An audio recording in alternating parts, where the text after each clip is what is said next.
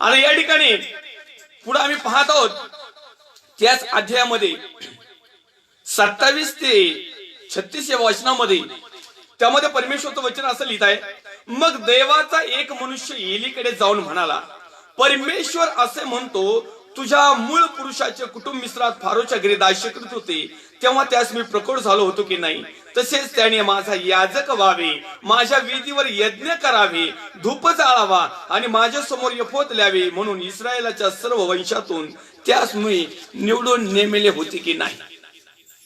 असं करत करत आम्ही पाहत आहोत पुढं 30व्या क्रमांकाच्या वचनामध्ये लिहिलंय, याच तो इस्रायलाचा देव परमेश्वर म्हणतो, तुझे घराणे व तुझ्या बापाचे घराणे मत समोर निरंतर चालू राहील.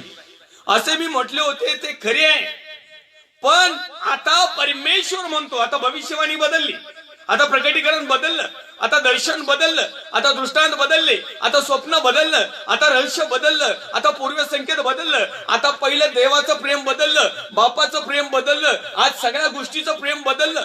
कारण ज्या वेळेस मनुष्य आज्ञाभंग करतो आणि वारंवार संधी देऊन देखील त्या संधीचा योग्य असा उपयोग करत नाही, त्यावेळेस परमेश्वराने त्याच्या जीवनामध्ये जे काही भविष्यवाणी केलेली आहे किंवा परमेश्वराने त्याच्या जीवनामध्ये होणाऱ्या ज्या घटना त्याच्यासाठी निर्माण केलेल्या आहेत, जर परमेश्वराच्या बजेटमध्ये असेल, परमेश्वराच्या लाईन लेंथ मध्ये असेल, परमेश्वराच्या एका धार्मिक आचरणामध्ये असतील, परमेश्वराने दिलेल्या नियोजनामध्ये जर असतील, तर परमेश्वर जर कदाचित त्याच्या भविष्यामध्ये दुःख असतील, समस्या असतील, चिंता असतील, काळजी असतील, टेन्शन येईल, ताण येईल, दबाव येईल, आजार येतील, विकार येतील, बंधन येतील, जोकडे येतील, नाना प्रकारच्या पीडा येतील, जर कदाचित असा प्रसंग त्याच्या भविष्यवाणीमध्ये असेल, त्याच्या पुढल्या दिवसामध्ये असेल, परंतु तो भाऊ बहीण लेकरो आई वडील याजक देवाचा सेवक जर परमेश्वरामध्ये ठाम आणि स्थिर राहिला, तर निश्चित अर्थानं परमेश्वर त्याचं प्रकटीकरण बदलत असतो, परमेश्वर त्याचे निर्णय बदलत असतो. कारण सर्वस्वी अधिकार आमच्या जीवनामध्ये ढवळाढवळी करण्याचा अधिकार कुठल्याही याजकाला नाही, कुठलाच याजक नाही. मी कुणाच्या जीवनात ढवळाढवळ करत नाही. कुठलाही बाप आहे त्याला लेकराच्या जीवनात ढवळाढवळी करायचा अधिकार नाही. कारण काय आहे माहिती का, पूर्ण स्वतंत्र देऊन टाकलेलं. मग या स्वातंत्र्याचा उपयोग आम्ही कसा करायचा त्यावर डिपेंड असतो की आमचा स्वर्गीय पिता आमच्या भविष्यासाठी, आमच्या भविष्यामध्ये आमचं जीवन कसं असावं, आम्हाला कसे आशीर्वाद मिळावे, कशा प्रकारचं आमचं जीवन एक थाटामाटात खेलीखुशालीमध्ये आशीर्वाद वैभवामध्ये असावं. जसं स्वर्गीय पिता परमेश्वर त्याच्या विश्वासणाऱ्या लेकराची साठी एक भविष्यवाणी, एक दूरदृष्टी, एक दर्शन, एक दृष्टांत, एक स्वप्न, एक रहस्य, त्याचप्रमाणे भावी दिवसामध्ये माझ्या लेकराचं किती चांगलं असावं हे जे प्लॅन करतो, प्लॅन जर कदाचित परमेश्वराच्या दृष्टिकोनातून, जर माझ्या प्रिय भावांनो, बहिणींनो, आई आणि वडिलांनो, देवाच्या सेवकांनो, जर कदाचित परमेश्वराने आमच्या विषयी चांगले प्लॅन केलेले आहे, परंतु जर आम्ही परमेश्वरच्या प्लॅन मध्ये बसतच नसलो तर परमेश्वर प्लॅन बदली करतो.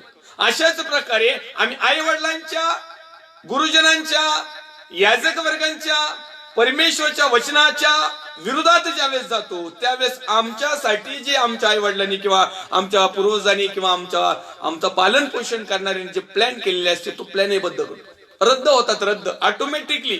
ते रद्द करीत नाहीत. त्यांची किती इच्छा, किती मन, किती अंतकरण तुटलं ना, पण वरून कनेक्शन जुडल्याशिवाय परत एकदा त्यांचं अंतकरण जुडल्या जात नाही.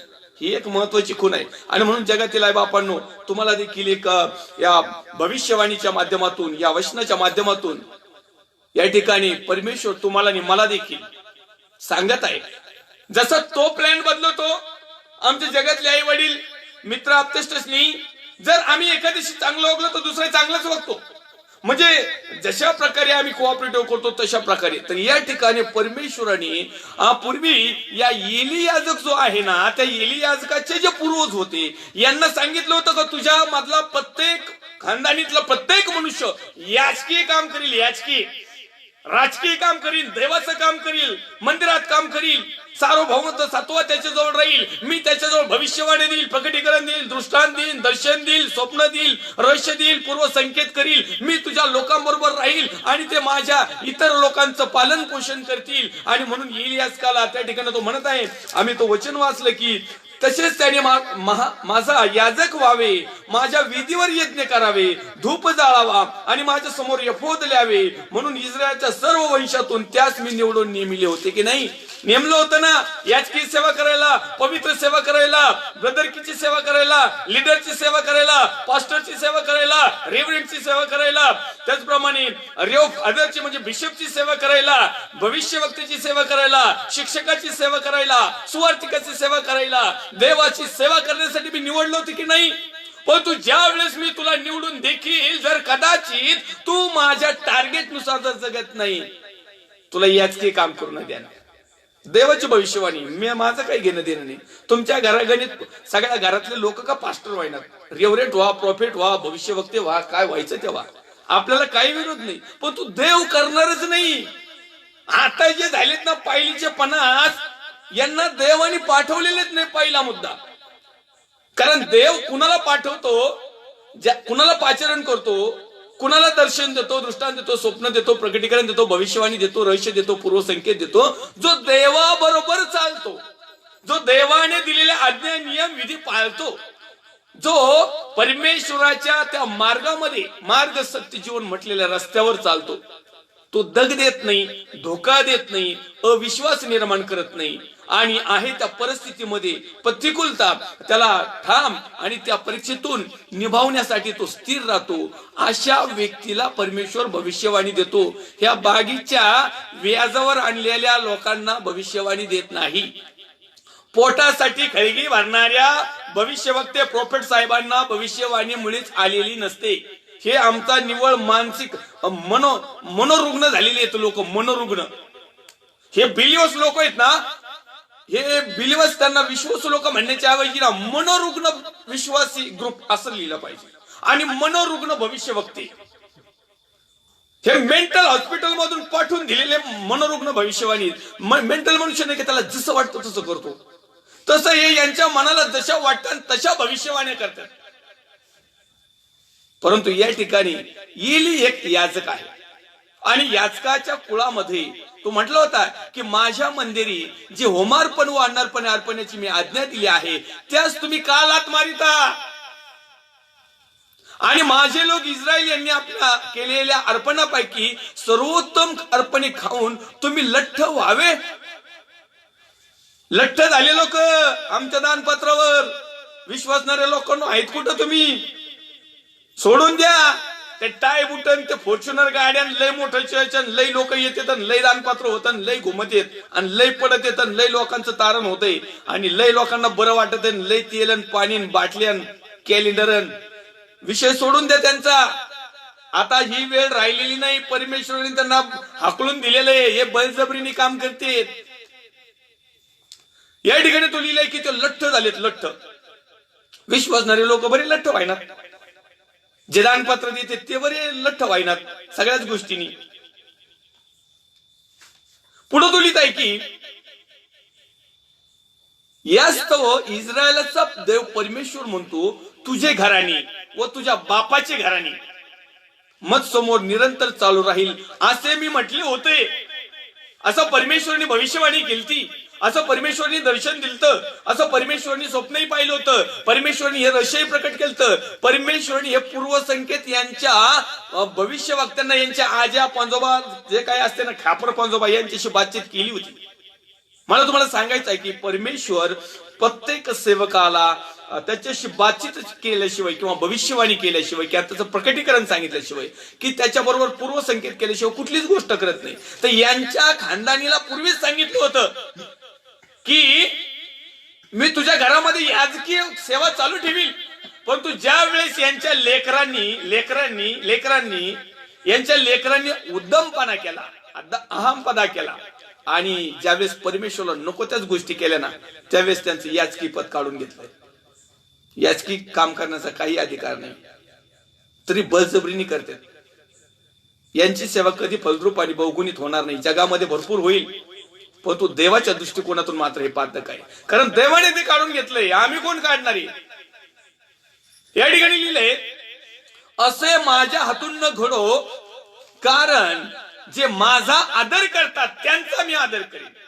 आता एक ऑप्शन दिलंय आपल्याला. आता एक आपल्याला सवड दिली, आता आपल्याला एक थोडस एक रिलॅक्स बनण्यासाठी थोडासा वेळ दिलाय विचार करण्यासाठी. काय म्हणत आहे?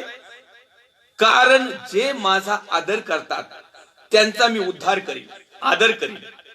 मग आज आम्हाला वेळ आहे परमेश्वराचा आदर करणं, थोरा मोठ्याचा आदर करणं, त्याचप्रमाणे देवाच्या वचनाचा आदर करणं, पवित्र आत्म्याचा आदर करणं, सत्याचा आदर करणं, आज्ञा पालनाचा आदर करणं, पवित्र आत्म्याचा आदर करणं, जे उत्तमातलं उत्तम आहे त्याचा आदर करणं. आणि जर केलं नाही तर पुढे लगेच ती लाईन लिहिते, आणि जे मला तुच्छ मानतात त्यांचा मी अवमान करेन. जे परमेश्वराला तुच्छ मानतात त्यांचा मी अवमान करेन. फैसला तुमच्या हातामध्ये. भविष्यवाणी सांगून मोकळा झालेला परमेश्वर शमूएलाला त्या ठिकाणी सांगतोय. शमूएलाचा पहिलं शमूएल अध्याय 2 वचन क्रमांक 30 मध्ये, आज फैसला करण्याची जबाबदारी तुमची आणि माझी आहे. आम्ही कुणावरही जबरदस्ती करू शकत नाही आणि करण्याचा अधिकार पण नाही. आणि त्यातली त्यात आम्ही भारत देशामध्ये राहत आहोत. तो देश सार्वभौमत्व आहे, स्वतंत्र आहे. आम्हाला प्रत्येक गोष्टीचा अधिकार दिलेला आहे. कुणीच कुणावर दबाव टाकू शकत नाही. बाप आपल्या लेकरावर नाही टाकू शकत आणि लेकरही आपल्या बापावर नाही टाकू शकत. याजक मंडळीवर नाही टाकू शकत आणि मंडळी याजकावर नाही टाकू शकत. इव्हन परमेश्वरच तुमच्यावर टाकीत नाही. फैसला तुमच्या आणि माझ्यावर सोपवून दिलाय. अनुवाद 28च्या ग्रंथामध्ये म्हणतो, पहा जीवन आणि मरण मी तुझ्या पुढे ठेवलेलं आहे. ही भविष्यवाणी, हे दर्शनी, हा दृष्टांत, हे स्वप्न आहे, हे रहस्य आहे, हे पूर्वसंकेत आहे, हे प्रगटीकरण आहे. निवडायचं आमच्या हातात आहे. आणि म्हणून माझ्या प्रिय भावांनो, बहिणींनो, देवाच्या अभिषिक्त सेवकांनो, या ठिकाणी आम्ही समजून घेतलं पाहिजे की आमच्या भविष्याचं काय. आमचं भविष्य फक्त काय? फॉरेनला जाणं, श्रीमंत होणं, प्लॉट घेणं, नोकरीला लागणं, छोकरीला मिळवणं, लेकरं, आमकं फलानं बिस्तानं जगातला आयश आराम करणं. याच्या पलीकडे तुमचं भविष्य काय? पण त्याच्या पलीकडे एक भविष्य आहे. आणि ते भविष्य इतकं खतरनाक आहे आणि ते इतकं उत्तमपणे. 2 प्रकारचे भविष्य मनुष्याच्या समोर आहेत. एक तर नरक, अग्निदंड, अधोलोक, आणि दुसरं स्वर्ग आणि सुखलोक. Choice your choice. प्रत्येकाला चॉईस करण्याचा अधिकार आहे. आम्हाला फक्त देवाचे सेवक जे पण आत्म्याने खरे पाण्याने सेवा करतात ना, तेच सांगते. बाकीच्यांना तुमचं वाटोळ हो, घोटोळ हो, काही घेणं देणं नाही. कारण त्यांच्यावर जबाबदारी नाही. ते फक्त लोकांना दाखवण्यासाठी भविष्यवक्त्याचं, प्रोफेटचं काम करतात, याचके काम करतात, सेवेचं काम करतात, एक चांगलं काम करतात असं लोकांना वाटतंय. पण परमेश्वरच्या दृष्टिकोनातून ते चांगलं आहे की नाही याची खात्री नंतर होणार आहे. आणि मग नंतर आमचं जे भविष्य राहील, आमचं जे दर्शन राहील, आम्हाला दर्शन स्वर्गाच्या राज्याचं होणार नाही, नरकाचं होईल. आम्हाला दृष्टांत स्वर्गाच्या राज्यातला पडणार नाही, अधोलोकातला किडे खाणारा आणि अग्नी लागणारा आणि चटके बसणारा. आम्हाला स्वप्न स्वर्गाचं नाही पाडणार. इथं तुम्ही किती स्वर्गाचे स्वप्न बघा हो, आम्हाला इथं बुद्धीने ज्ञानाने बघायला काय अडचण आहे. मी एरोप्लेन मध्ये चाललोय, संकल्पना करायला काय पैसे नाही लागत. आता तुम्ही बसले म्हणता मी लाईव्ह मध्ये पास्टरच्या समोर आहे, तिथं काय घेणं देणं नाही. मी माझ्या महालामध्ये आहे, मी कचरकुंडीजवळ पडलेलो आहे भिकाऱ्यासारखं. तुम्ही प्लॅन काही करू शकता, म्हणजे तुम्ही विचार काही करू शकता, स्वप्न काही पाहू शकता, दर्शन काही पाहू शकता, दृष्टांत काही पाहू शकता, रहस्य आणि काही करू शकता. पण ही गोष्ट नंतरच्या काळात होणार. इथं म्हणतात मी खूप मोठा बनेल. आमेन, चांगली गोष्ट आहे. परमेश्वरची तरी कुठे इच्छा आहे तुम्ही भिकारपणात जीवन जगावं, मोठेच बना. परंतु परमेश्वराच्या दृष्टिकोनातून परमेश्वरने दिलेल्या धावेवर आम्ही तो मोठापण तो परमेश्वराकडून प्राप्त होतो. ही भविष्यवाणी आमच्यासाठी पूर्वीच केलेली आहे. परंतु या ठिकाणी काय झालेलं आहे की सध्याच्या भविष्यवक्त्याने आमच्या भविष्यवाणीचं वाटोळ करून टाकलं आणि त्याची भविष्यवाणी मध्ये घुसली. ह्या कारणामुळं आज आम्ही बऱ्याच अंशी आमच्याकडे चांगला असताना देखील आमचं जीवन गाळत जाते. 31व्या क्रमांकाच्या मध्ये वचनामध्ये लिहिले, पहा मी तुझा बाहू व तुझ्या पुत्रकाळाचा भाऊ उच्छादीन व तुझ्या घरी कोणीही वृद्ध माणूस सापडायचा नाही असे दिवस येतील. मग आता जे एली याजकाच्या तिथं शापाचा तडाखा चालू झालाय, जे एली याजकाची जी भविष्यवाणी चालू झाली, जो दृष्टांत चालू झालाय, स्वप्न, रहस्य आणि सगळ्या प्रकारचे पूर्वसंकेत जी चालू झालीत ना, तर देवाकडून आलेली प्रत्येक गोष्ट मनुष्याच्या जीवनामध्ये पूर्ण होतो. ते म्हणतात ना, परमेश्वराने म्हटल्याशिवाय या भूतलावरला पालाही हलत नाही झाडे हलत नाही आणि कुणीच हलत नाही. अशा प्रकारे परमेश्वराने आईच्या गर्भाशयामध्येच आमचं भविष्य रचलेलं आहे. तो यशाला म्हणत आहे, देवाच्या सेवकाला म्हणत आहे, तू आईच्या गर्भाशयामध्ये असतानाच मी तुला निवडून घेतलंय, तिथूनच मी तुला पाचारण केलंय, तिथूनच मी तुला एक जगासाठी एक चांगला व्यक्ती बनवलंय. आता काही लोकांना आईच्या गर्भाशयापासून आताच्या समयापर्यंत चांगलं पाचारण होतं, पण नेमकं मध्येच बिघडतं त्यांचं. हे असे फॉल्स गोष्टीवर आम्ही आज्ञाभंगावर जर जातो, आम्ही देवाच्या आज्ञाविरुद्ध जातो, ज्यावेळेस पवित्र आत्म्याचा धिकार करतो, ज्यावेळेस आम्ही सत्य समजून उमजून जगाच्या दृष्टिकोनातून, जगातल्या ख्यालीकुशालीमध्ये, जगातल्या हाऊस, जगातली महानता, जगातलं जे काही असेल त्या गोष्टीकडे आम्ही आमचं लक्ष केंद्रित करतो, त्यावेळेस आमची भविष्यवाणी परमेश्वर बदलतो. परमेश्वरने त्याच्या लेकराविषयी सदैव चांगल्याच भविष्यवाण्या केलेल्या आहेत. असं म्हणलं नाही, कोणता आई बाप आहे का माझ्या लेकराचं वाटोळ गोटोळ हो, त्याचं जाळ हो, असं म्हणतो का कुणी बोटो बित मोडून? नाही, रागापुरतं म्हणत असेल, पण ऑलरेडी मनातून अंतकरणापासून कधी म्हणतो का आपला आई बाप? किती काही पातक करा, काही करा त्यांच्या विरोधात, तो रागाच्या पोटामध्ये काहीतरी थोडस शाप देईल, आहे की नाही? परमेश्वर नाही. परमेश्वराच्या समोर आमचं कितीही पातक लाखेसारखं लाल जरी असेल तरी तो बर्फासारखं लोकरीसारखं पांढर शुभ्र करतो. प्रभू येशू ख्रिस्ताचं रक्त आम्हाला सर्व पापापासून शुद्ध ठेवतो. त्याचा राग आमच्यावर बराच वेळ राहत नाही. कदाचित जगातल्या मित्रांचा, आई वडिलांचा, गुरुजनांचा, पास्टर, फादर, रेव्हरेंड, गुरुजी, बिशप, कॉर्डिनेटर, प्रोफेट साहेब, बंतीजी, काजी, अबप, जगातले कुणी मित्र अपतेष्टच नाही, यांचा आमच्यावरला राग बराच दिवस राहील. कदाचित काही तो म्हणतो 7 पिढ्याची दुश्मनी आमची, म्हणजे 7 पिढ्यापर्यंत राग ठेवणारे लोक येतो आणि चर्च मध्ये पालखी सेवा करते. काही कामच आहे का? काय फायदा आहे? नाही, त्यांच्या घरी नाही जाणार मी प्रार्थनेला, ते आमच्या 7 पिढ्यापासून दुश्मनी. ह्या भविष्यवाण्या असं जीवन परमेश्वरापासून. मला तुम्हाला या वचनाच्या माध्यमातून माझ्या प्रिय भावांनो, बहिणींनो, देवाच्या सेवकांनो हे सांगायचं आहे, देवाचा आत्मा हे सांगायला लावत आहे की कदाचित आम्ही एकमेकावर दोषारोप करू, रागू, वेळ प्रसंगी त्यांना ताडण करू, दंड देऊ, पण तो परमेश्वर एकाएकी कुठलाच दंड देत नाही. परमेश्वर फायनल जजमेंट करतो आणि फायनल जजमेंटच्या आतमध्ये त्याच्या रेंज मध्ये जोवर येत नाही ना माणूस, तोपर्यंत मग तो भटकता राहतो. एकदा का पवित्र आत्म्याच्या रेंज मध्ये आला, अभिषेकाच्या रेंज मध्ये आला, आज्ञाविधीच्या रेंज मध्ये आला, मग त्यावर जगाची सत्ता चालत नाही. जगाची सत्ता आमच्यावर का चालती? कारण आम्ही देवापेक्षा जगाला जास्त डिमांड देतो. आमची भविष्य, आमचं दर्शन, आमचं दृष्टांत, आमचं स्वप्न, आमचं रहस्य, आमचं जे प्रकटीकरण परमेश्वराने दिलेलं आहे ते पूर्ण करण्यासाठी परमेश्वर सदैव तयार होता आहे आणि राहणार. कारण परमेश्वराच्या प्लॅनिंग त्याच्या लेकराविषयी सदैव चांगले होते आहेत आणि राहणार. परंतु आम्ही परमेश्वराच्या प्लॅनिंग मध्ये न राहता आम्ही आमचे स्वतःचे प्लॅन रचतो आणि स्वतः त्या परमेश्वराच्या विरोधात असणाऱ्या जगातल्या प्रवाहामध्ये ज्यावेळेस आम्ही आमचं जीवन जगायला सुरुवात करतो, त्यावेळेस परमेश्वर आमच्या विषयी रचलेले संकल्प जे त्याने रचलेले असतात, मग त्याला नाविलाजाने ते रद्द करावं लागतात. आणि मग त्याच्या बदल्यामध्ये, जगाच्या मोबदल्यामध्ये, जगातल्या पापाच्या मानाने परमेश्वरला तुमच्या आणि माझ्यासाठी येणाऱ्या दिवसामध्ये विचार करावा लागतो. भविष्यवाणी तयार करावं लागते, दर्शन तयार करावं लागतं, दृष्टांत तयार करावं लागतं, स्वप्न तयार करावं लागतात, रहस्य तयार करावं लागतं. मग तो पूर्व संकेत पण करतो. काही घटना तो अगोदर 1-2 दिवस, 1 तास, 5 मिनिट काहीतरी देव दाखवतो प्रत्येक गोष्टीला. कुणाच्याही जीवनात ज्या वेळेस ताडण येतं, फटका येतो, किंवा जे काही घडतं आमच्या जीवनामध्ये, त्याच्या अगोदर परमेश्वर एक्झॅक्टली त्याच मनुष्याला सांगत असतो. पण त्या मनुष्याचं जर डोकं जर याच्यामध्ये जर असेल तर त्याला परमेश्वरची भविष्यवाणी समजेल ना. कुठलीच गोष्ट सहसा होतच नाही, ते डायरेक्ट नाही होत. डायरेक्ट होण्याच्या अगोदर त्याच्या पडघम वाढल्या जातात, त्याचे स्टेप दिसतात, त्याचं काहीतरी पडसाद दिसतात. जसं की पाऊस येण्याच्या अगोदर वारा येईल, विजा चमकतील, ढगाळ वातावरण होईल, दमट वातावरण होतं आणि मग रिचतो. मग काही ठिकाणी झिमझिम, काही ठिकाणी बुरशी, काही ठिकाणी जरा मध्यम, काही ठिकाणी ठोकळ, काही ठिकाणी गाराचा, काही ठिकाणी ढगफुटीच. मग हा परमेश्वराचे टप्पे असतात. अशाच प्रकारे मनुष्याच्या जीवनामध्ये ज्यावेळेस एखादी गोष्ट घडते त्याच्या अगोदर तो संकेत देतो. पण तो संकेत जर का आम्ही बाजूला काढला आणि जगाच्या दृष्टिकोनातून आम्ही स्वतःला ज्ञानी, पंडित आणि शहाणे आणि स्वतःचं भविष्य स्वतःच रचनाकार जर झाले, मग मात्र परमेश्वराला नाविलाजाने आमचं भविष्य बदलावं लागतं. जसं की या जो या ठिकाणी एलियाजक जो आहे, त्या एलियाजकाला त्यांनी सांगितलं होतं की तुम्ही माझं काम कराल, तुम्ही याचकी काम कराल, परंतु या ठिकाणी याचकाच्या लेकरांनी गडबड गोंधळ केला.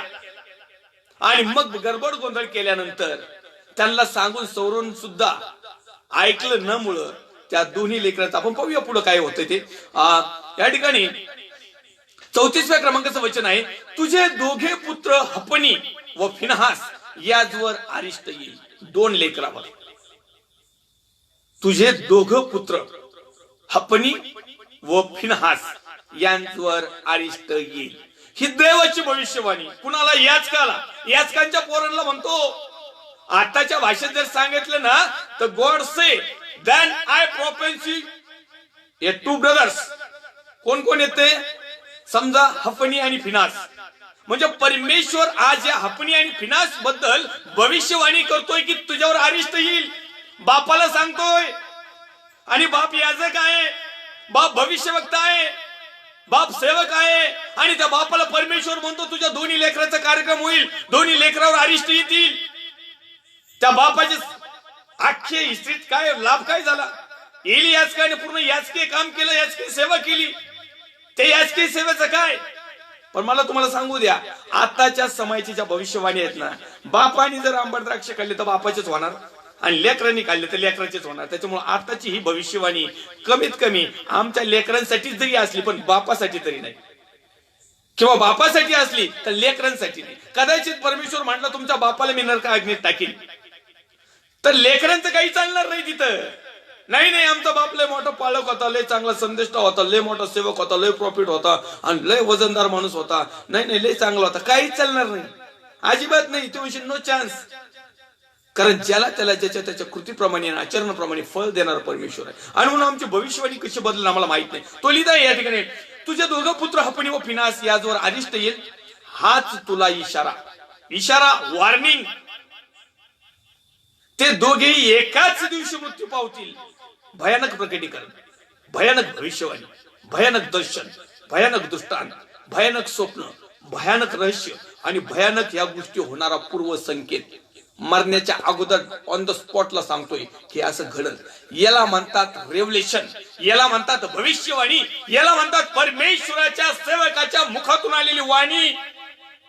आज आमच्या परमेश्वराच्या सेवकाचं डुप्लिकेट नाव घेतलेला प्रोफेस भविष्यवक्त्यांनो, येते काय शिवानी?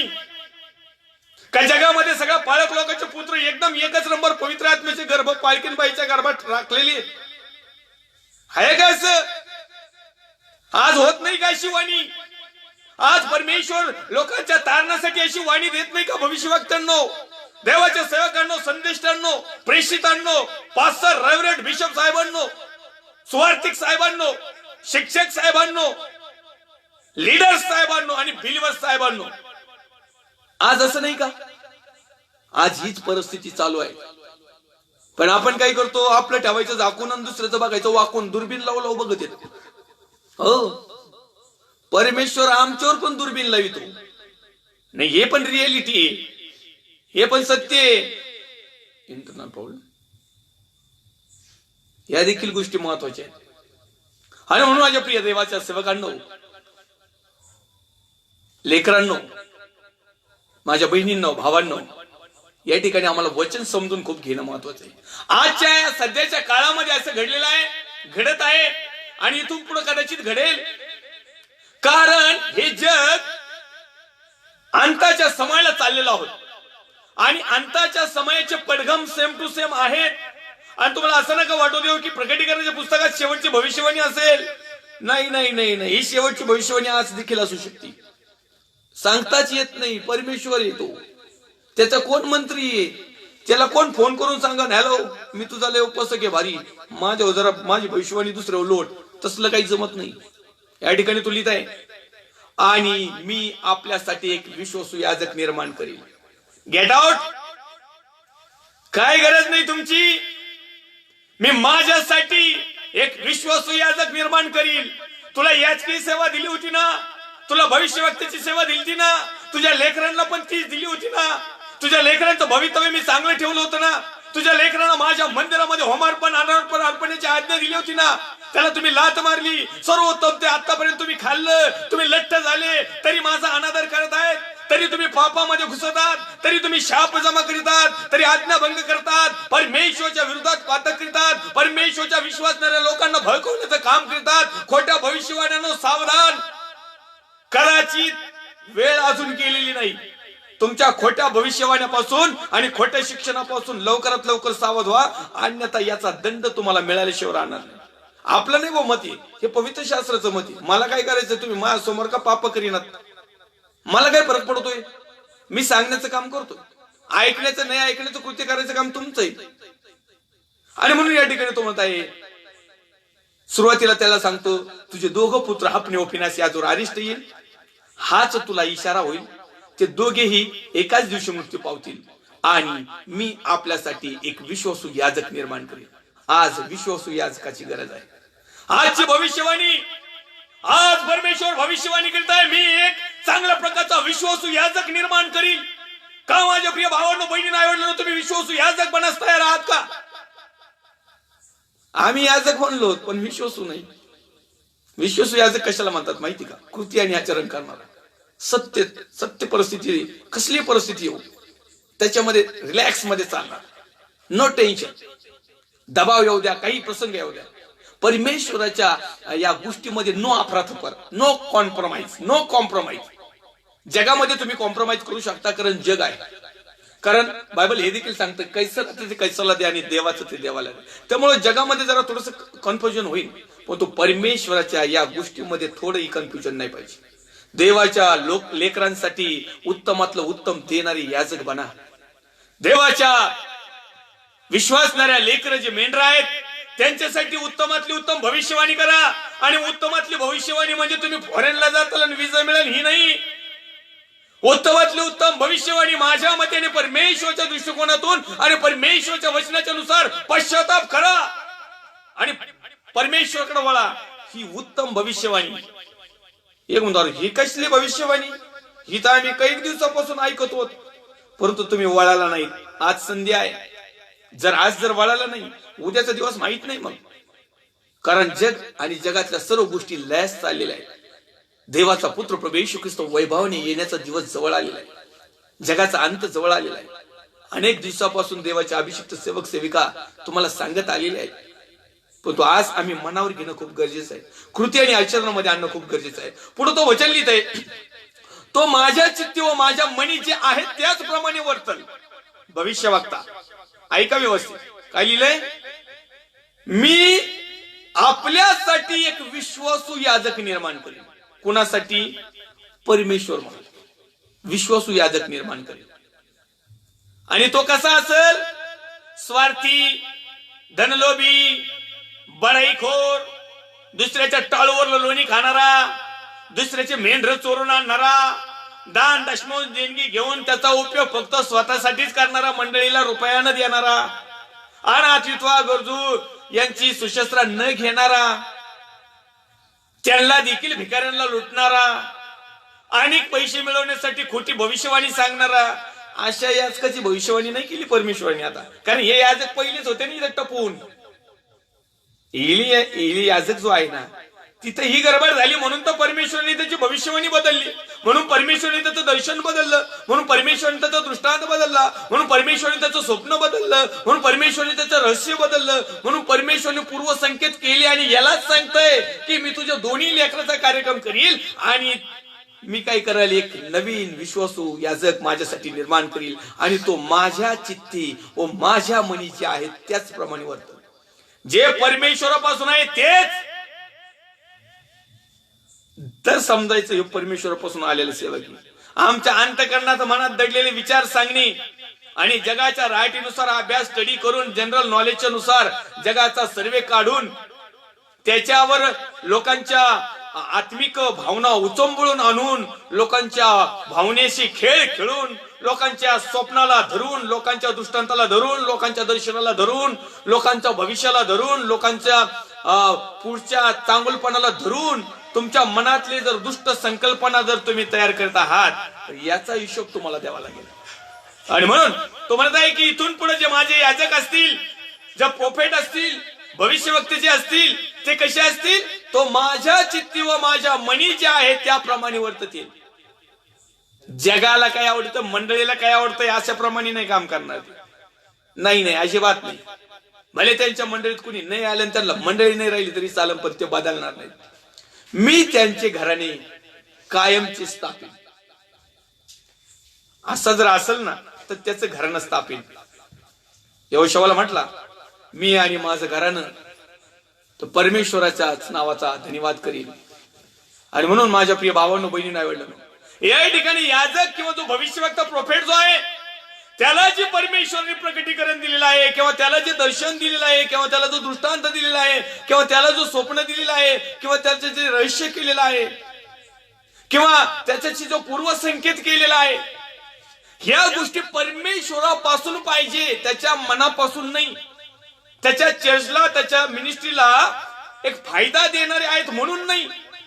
तर परमेश्वराच्या राज्यामध्ये आमची कशी आत्मिक आध्यात्मिक वाढ होईल, आणि परमेश्वराने दिलेली कामगिरी आम्ही कशा प्रकारे करू, आणि परमेश्वराने ज्या भविष्यवाणीच्या द्वारे, प्रकटीकरणाच्या द्वारे, दृष्टांताच्या द्वारे, स्वप्नाच्या आधारे, दर्शनाच्या द्वारे, पूर्वसंकेताच्या द्वारे, रहस्याच्या द्वारे ज्या मनुष्याला पुन्हा एक वेळा जो त्याच्यापासून दूर गेला होता, पापाच्या खाचेत पडलेला होता, गुलामगिरीत गेलेला होता, आणि मरणदंड त्याला भेटलेलं होतं, म्हणजे मरणाची सत्ता, म्हणजे अधोलोक आणि नरक त्याला जे भेटलं होतं, त्या मरणाच्या सत्तेला उलथून पालथून त्याच्यावर विजय करून पुन्हा एक वार ज्या परमेश्वराने त्याच्या सानिध्यात त्याची जवळ राहण्यासाठी जो मनुष्य निर्माण केलताना, ह्या मनुष्याला परत एकदा परमेश्वराला त्याच्या जवळ आणायचंय, समीप आणायचंय, दूर लोटून नाही द्यायचं.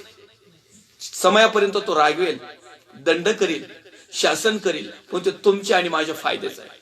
लोकांना दंड नको, तोटा नको, नुकसान नको. अरे मग काय सगळं तुमच्या बापाचं ठेवलं काय एकट्यांचं? ते योबाच्या पत्नीसारखं झालं. योबासारखा त्या ठिकाणी ती साक्ष जर पाहिली ना आपण, तर तिथं लिहिलंय, योबासारखा नीतिमान, धार्मिक, देवाला भिवून वागणारा एकही पुरुष त्या ऊस देशामध्ये कुणीच नव्हता. आणि त्याच्या इतकी प्रॉपर्टी, श्रीमंती आणि सगळ्या कॅली खुशालीने एक नंबर होता. योग तर आपल्या लेकरांसाठी होमबली अर्पण करायचा, की तो म्हणायचा, न जाणो माझ्या लेकराकडून काही पातक जर झालेलं असलं तर परमेश्वर बापा त्याला दंड करेल, म्हणून तो काय करायचा, अर्पण व्हायचा, घेण्या देण्याचे.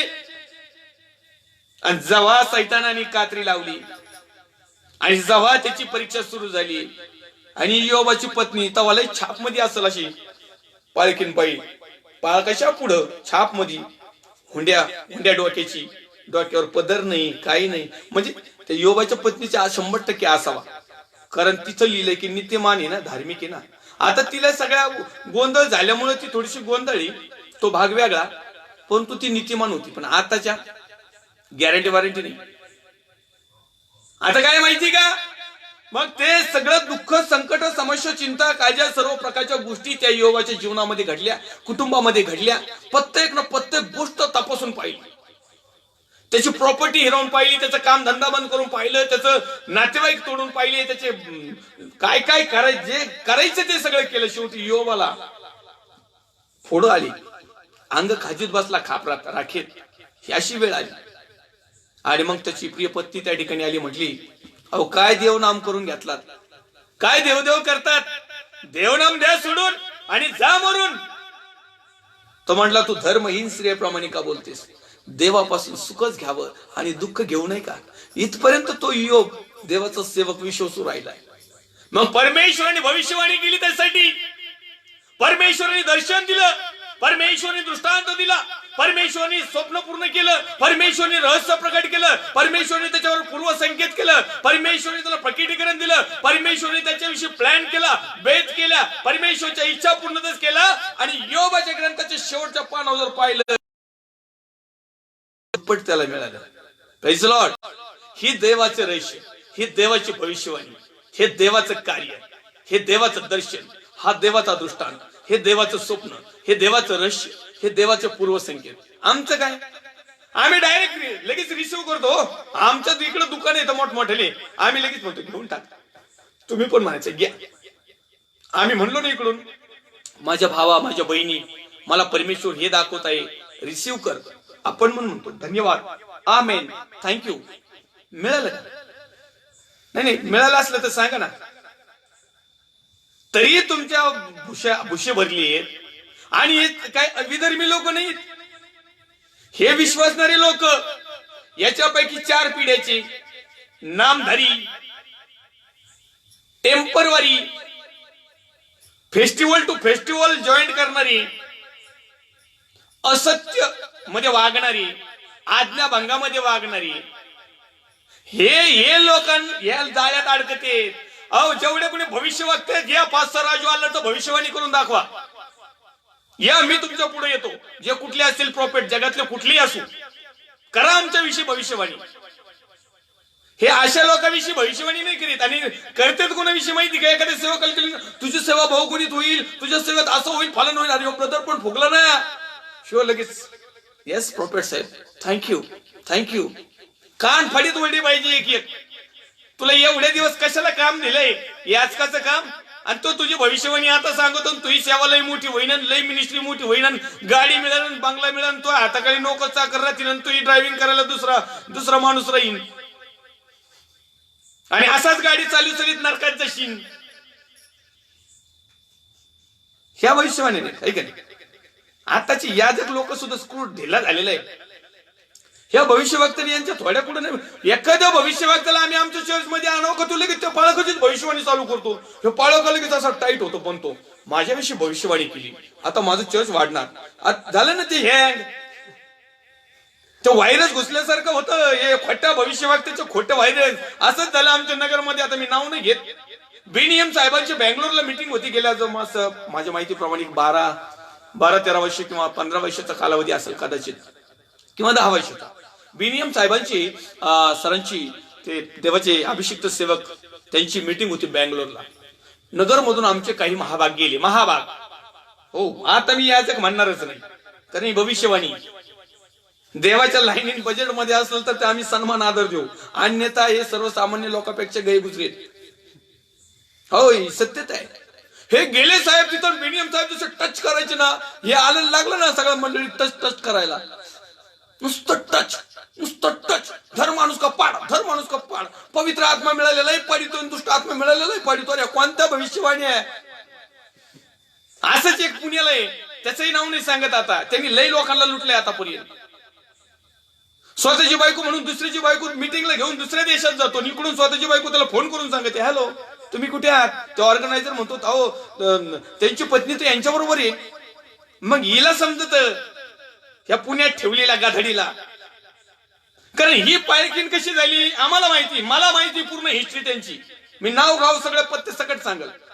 पण एक देवाच्या सेवकाचा मी आदर करतो, सन्मान करतो, यासाठी की माझ्या परमेश्वरच्या नावाची निंदा होणं. आपण लाजा धराना जरा थोडे खोट्या भविष्यवक्त्यांनो, फायर करणार यांनो. म्हणे बिनहिमने तुमच्याविषयी भविष्यवाणी केली, अशी लोकांना लुटायची. म्हणे बिनियमने मला एक, जसं पौल साहेबांनी मला तिमोथेला म्हटलं ना, हा माझा आत्मिक मुलगा आहे, तसं आम्ही बिनियम साहेबांनी मला म्हटलं, हे माझं आत्मिक लेकरू, स्पिरिच्युअल पॉवर वालं, हे टच करीन. आणि हेच म्हणला, माझ्या बुटाच्या पाया पडा. मी मागा त्याचा व्हिडिओ दाखवलेला आहे तुम्हाला. माझ्या टाइम लाईनला त्या सेवकाचा मी व्हिडिओ दाखवला का त्या बुटाच्या पाया पडावलेल्या 7 वेळेस. हे बिनियमच्या अभिषिक्त बिनी. ही अशी घटना, हे भविष्यवक्त्यांच्या नादी लागून झालेली कुटाणी. आणि म्हणून माझ्या प्रिय भावांनो बहिणी, सर्वसाधारण साधं जीवन जगा, प्रभूमध्ये विश्वासणारे जीवन जगा, काय अडचण नाही. आम्हाला परमेश्वर थेट प्रक्षेपण करतो, थेट direct to direct, no compromise. मध्ये कोणी ब्रोकर नाही, कोणीच नाही, दलालही नाही. डायरेक्ट आमची प्रार्थना परमेश्वर ऐकतो. करा ना प्रार्थना, पण त्यासाठी तुम्हाला परमेश्वराने घालून दिलेल्या नियम आदिविटीमध्ये राहून. पाळक साहेब, याजक साहेब एवढ्या दिवसाची घाशी देत, उगाच घाशी देत का मग? तर या ठिकाणी परमेश्वराला ज्यावेळेस रेव्होल्युशन किंवा भविष्यवाणी येते, त्याच्या पुढे जगातला कुणीही टिकू शकत नाही. मग बिनियम साहेब असू, नाही तर मी असू, नाही तर आणखीन कोणता आंडरोड फंडरोड कोण असते ते असू द्या, परमेश्वराच्या दृष्टिकोनातून कोणीच लपत नाही. या ठिकाणी आणखीन एक पुढचं वचन वाचू मी. तर या ठिकाणी लिहिलेलं आहे की तो माझ्या चित्ती व माझ्या मनी जे आहे त्याप्रमाणे वर्तेल. म्हणजे परमेश्वराच्या नियोजनाप्रमाणे भविष्यवाणी घडली पाहिजे, परमेश्वराच्या सांगण्याप्रमाणे प्रकटीकरण झालं पाहिजे, परमेश्वराच्या सांगण्याप्रमाणे दृष्टांत, स्वप्न, दर्शन, रहस्य आणि पूर्वसंकेत त्याच्या प्रिय लोकांबरोबर घडले पाहिजे. पण तो आजकाल अशी परिस्थिती आहे की पाळक साहेब किंवा भविष्यवक्त्यांच्या मताप्रमाणे किंवा मिनिस्ट्रीच्या किंवा संस्थेच्या रूल प्रमाणे भविष्यवाण्या घडतात. हे सर्रास चुकीचं आहे. या ठिकाणी पुढे लिहित आहे, मी त्यांचे घराणे कायमचे स्थापिन आणि तो माझ्या अभिषिक्ता समोर निरंतर वर्तेल. तुझ्या घराण्यातला जो कोणी वाचून राहील तो चौली पावलीसाठी व कोरभर भाकरीसाठी त्याच पैसे जाऊन त्याला दंडवत घालील व म्हणेन की याजकपणाचे कोणते तरी काम मला द्या म्हणजे मला घासभर अन्न मिळेल. चतकुर भाकरीसाठी पाळक झालेला नो, चतकुर भाकरीसाठी भविष्यवक्ता झालेला नो, चतकुर भाकरीसाठी रेव्हरंड झालेला नो, चतकुर भाकरीसाठी बिशप झालेला नो, चतकुर भाकरीसाठी फादर झालेला नो, आणखीन कोणते जेवढे पोस्ट आहेत चतकुर भाकरीसाठी जर तुम्ही जर झालेला आहात तर परमेश्वराचा हिशाब आहे. ही भविष्यवाणी पूर्वी करून ठेवलेली आणि आज फुटाफुटाला घरागणीच फादरन बदरन शिस्टर चालू झाली. हे कशाचं आहे माहिती का? हे चौली पावलीचे. खरं आहे, खरं बोलल्यानंतर सख्या आईला राग येतो. हे वचन आहे पहिलं शमूएलाचा ग्रंथ अध्याय क्रमांक 2 वचन क्रमांक 36 पहा. पहिलं शमूएलाचा ग्रंथ अध्याय क्रमांक 2 वचन क्रमांक 36 पहा. मनानी नाही, हे रियालिटी. इथं 36व्या क्रमांकामध्ये पुन्हा एक वार वाचतो, तुझ्या घराण्यातला जो कोणी वाचून राहील तो चौली पावलीसाठी. चौली पावली एकदम खालच्या गाळाला गेले, एकदम भंगरी जीवन.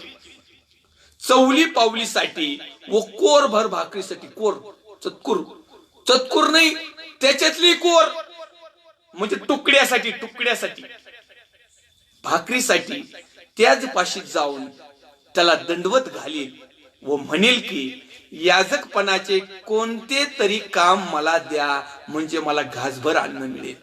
घासभर अन्न मिळण्यासाठी जेवढे कोणी याजक झाले असतील समजून जायचे तुम्ही शापित पिढीतले, तुम्ही देवाच्या निवडलेल्या पिढीतले होऊच शकत नाही.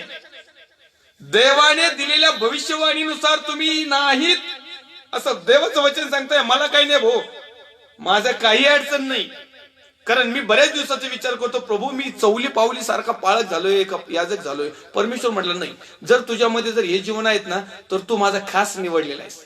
येस, मी तुझं घराणं कायमचं स्थापिन. तो म्हटलाय जर प्रभू मी तुझ्या चित्ताप्रमाणे, तुझ्या मनाप्रमाणे, तुझ्या नियोजनाप्रमाणे जर काम करता येत ना तर yes you are my child. पण जर मी ह्या येली याजकाच्या घरातल्या कुटाण्यासारखं जर मी याजकी काम करीत आहे किंवा भविष्यवाणी जर करीत आहे मग मात्र 36व्या क्रमांकाचं वचन लागू करणं होतं. ते असं आहे, पुन्हा एक वार वाचतो कारण मला खूप आवडतं हे वचन. एकदम माझ्यासाठी लय लय आनंदाचं वचन, हर्षाचं, उल्हासाचं. हे वचन वाचलं का मला लय भारी वाटतं, कारण मी याजक आहे ना. मग मला अभिमान वाटतो प्रभू धन्यवाद, मी तुझ्या आज्ञाविधी नियम पाळतो म्हणून या चतकुर भाकरीसाठी मला हे वचन लागू होत नाही. ज्यांच्यासाठी हे चतकुर भाकरीचा दणका बसवतो ना आजही वेळ गेलेली नाही. परमेश्वर क्षमा करतो. पूर्व संकेत करा, परमेश्वराशी अनुभव करा, परमेश्वराशी करार करा, परमेश्वराकडे वळा. पुन्हा एक वार त्याने धावून दिलेल्या धाव्यावर धावायला सुरुवात करा. पुन्हा एक वार आपल्याला चौली पावली पासून काढून परत एकदा आम्हाला परमेश्वराच्या राज्यात तो घेऊन येईल. कारण तो डायरेक्ट कुणाला हिट करीत नाही, आम्ही करतो एकमेकाला हिट डायरेक्ट. त्याचं मन तुटू, हृदय तुटू, हड्डी तुटू, काही तुटू, पण परमेश्वर संधी देतो. आणि म्हणून या ठिकाणी तुम्हाला आणि मला कदाचित आज संधी असेल चतकुर भाकरीसाठी त्याच पाशी जाऊन त्याला दंडवत घालील व म्हणेल की याजकपणाची नाही. शब्द रचनाच ती आहे, आता मनमानाने टाकले नाही म्हणून तुम्ही 4 वेळेस रेफरन्स जाणून बुजून तो देत आहे. पहिलं शमूएल अध्याय क्रमांक 2 वचन क्रमांक 36. चौली पावलीसाठी व कोरभर भाकरीसाठी त्याच पाशी जाऊन त्याला दंडवत घालील व म्हणेल की याजकपणाचे. याजकपणाचे त्याने म्हणायचे ना, सतरंजा उचलायचे, झाडू घ्यायचे, याजकाचा लगेच याजक पाहिजे म्हणजे याजकी काम. याजकपणाचे कोणते तरी काम द्या. मग याजकाने आम्हाला झाडायला लावलं तरी चालेल, सतरंजा उचलायला चालेल, आमच्या लेकरांचे कपडे धुवायला जरी लावले ना तरी चालेल. हो, पाळकबाईने आम्हाला त्याच्या लेकराचे बाळवते चड्ड्या चुड्या जरी धुवायला लावल्या तरी चालेल, पण आम्ही तिथंच राहू, तसंच धुणं धुऊ, त्यांच्याच बॅगा उचलू, त्याच्याशिवाय पर्याय नाही ना. असे पण काही लोक आहेत. एवढं काही लोकांच्या अधीन होऊ नका. भविष्यवक्त्यांच्या हे काही देव नाहीत. हे असं लाभासाठी तोंडपूजापणा करू नका. त्यांच्या बॅगा उचलल्या म्हणजे तुम्ही लय मोठे लय होणार नाहीत. त्यांच्या पुढं पुढे केले नाही, त्यांचं सगळं हे केलं नाही, त्यांच्या दंडास कारणीभूत ठरताल. आणि म्हणून आज परमेश्वरच्या नावाला मी धन्यवाद देईल. या ठिकाणी मग तो पुढे लिहित आहे की चतपूर चौली पावलीसाठी व कोरभर भाकरीसाठी त्याच पाशी जाऊन त्याला दंडवत घालील व म्हणेल की याजकपणाचे कोणते तरी काम मला द्या, म्हणजे मला घासभर अन्न मिळेल. आता पूर्वीची भविष्यवाणी परमेश्वराने केलेली ह्याच लोकांबद्दल आणि आताची भविष्यवाणी परमेश्वरानेच केली ह्याच लोकांबद्दल. पहिलं शमूएल अध्याय क्रमांक 2 वचन क्रमांक 3 मध्ये जर आम्ही पाहिलं, 3 किंवा 1 शमूएलचं 2रा अध्याय आणि 29वं वचन जर पाहिलं ना आपण, माझ्या मंदिरी जी होमार्पणे व अन्नार्पणे अर्पिण्याची अन्नार्पण मोठमोठं अर्पण अन्नाचं इथं तो कोर भाकरीवरच आले म्हणजे एवढी तुकडा, आणि इथं अन्नार्पणे अर्पण्याची मी आज्ञा दिली आहे तेच तुम्ही कल्लक मारता. आणि माझे लोक इस्रायल यांनी केलेल्या अर्पणापैकी सर्वोत्तम अर्पणे खाऊन तुम्ही लठ्ठ व्हावे. पहिली हे भविष्यवाणी हे झालते ऑलरेडी. देवाच्या ब्लेसिंग यांच्यावर होते ऑलरेडी. एक कृती आणि आचरणात आणत होते. प्रॅक्टिकली परमेश्वरने त्यांना केलेल्या भविष्यवाण्या पूर्ण झालेल्या होत्या. कारण कनान देशातून किंवा जो आपल्याला पाहायला मिळतं फारो राजाच्या गुलामगिरीतून ज्यावेळेस लोक काढले ना, तर त्यावेळेस ते लोक पुढे येऊन याचकी कामाचा तिथून परमेश्वराने सांगितलं तुझ्या या घराण्यातून मी एक निवडीन, या घराण्यातून मी एक निवडीन, या घराण्यातून मी निवडीन, 12 वंशातून निवडील. आणि हे निवडीचं घराणं पण पुढे आल्यावर ह्या निवडीचा सत्यानाश करून टाकलाय. मोकर म्हणायचं नाही दर्या डोंगर देवाने मला निवडी करायली, अशा उड्या मारायला नाही निवडी करायली. नीटनेटकी काशी करायची तर आशीर्वाद, नाही तर मग दिलेले आशीर्वाद गायब. म्हणून मी वारंवार मला ज्यावेळेस ते एखाद्या संस्थेचं किंवा कुणाचं बॅनर येतं ना, तुमचं दुःखच आनंदात बदलेल, मला इथं किडा वळवलं होतं माझा लगेच. मला लगेच वचन आवडतं, अरे बाबा तुमचा आनंद पण दुःखात बदलू शकतो बरं का. नुसतं एवढ्या लाईनला लावून लोकांना अट्रॅक्शन करू नका. जे रियालिटीवाले आहेत ना ते रियालिटीवालीकडे येतात.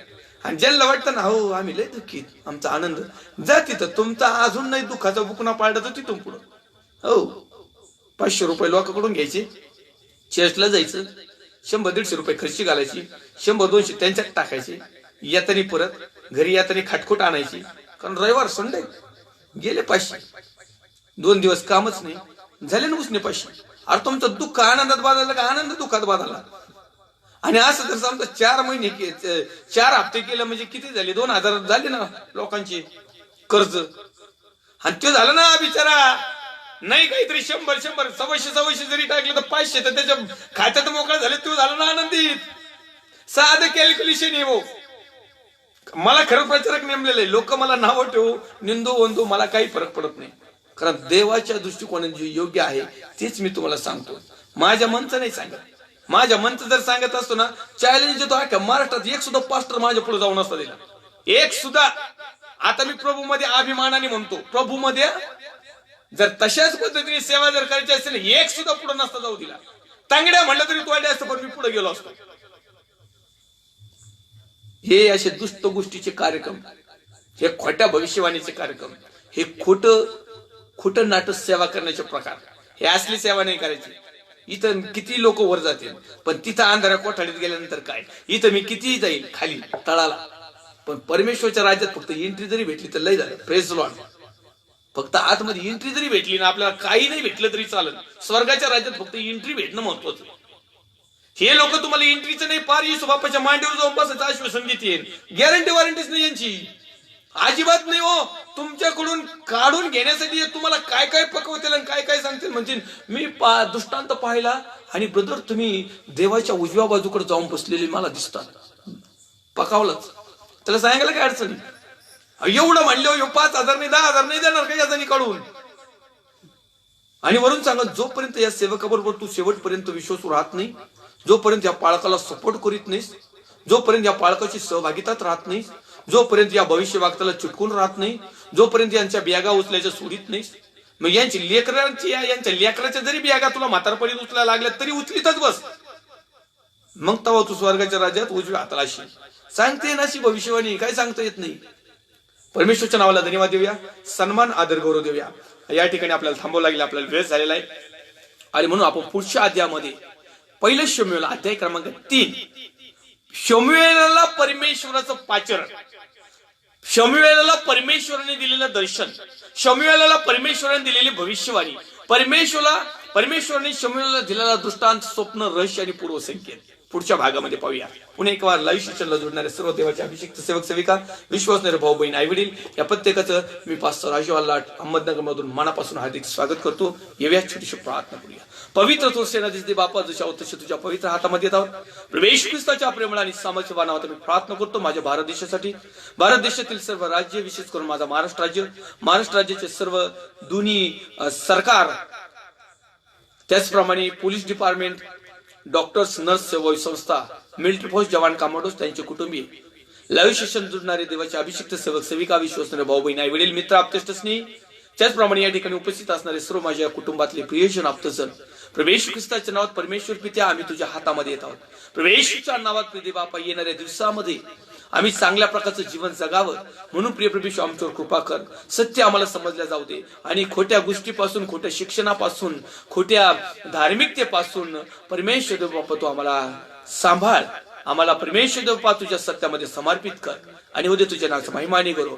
प्रत्येकाच्या समस्या, चिंता, काळजा, टेन्शन, ताण, दबाव, आजार, गरिबीपणा, कर्जबाजारीपणा, जे काही गोष्टी असतील प्रत्येकाच्या विश्वासाप्रमाणे प्रत्येकाला उत्तर दे आणि त्यांच्या जीवनामध्ये आशीर्वादाची नोंदणी कर. उद्या तुझ्या नावाचा महिमा गौरव. सर्व प्रार्थना विनंती आभार प्रदर्शनासह उद्धार करता प्रभू येशू ख्रिस्त जो होता, जो आहे, जो येणार आहे, त्या पवित्र प्रभू येशू ख्रिस्ताच्या प्रेमळ आणि सामर्थ्यवान नावात छोटीशी प्रार्थना मागतो. स्वर्गीय पिता आमेन. प्रभू येशू रक्त की जय, प्रभू येशू रक्त की जय, प्रभू येशू रक्ताचा जय जयकार असो. आमेन, आमेन, आमेन. Praise the lord. Thank you. God bless you.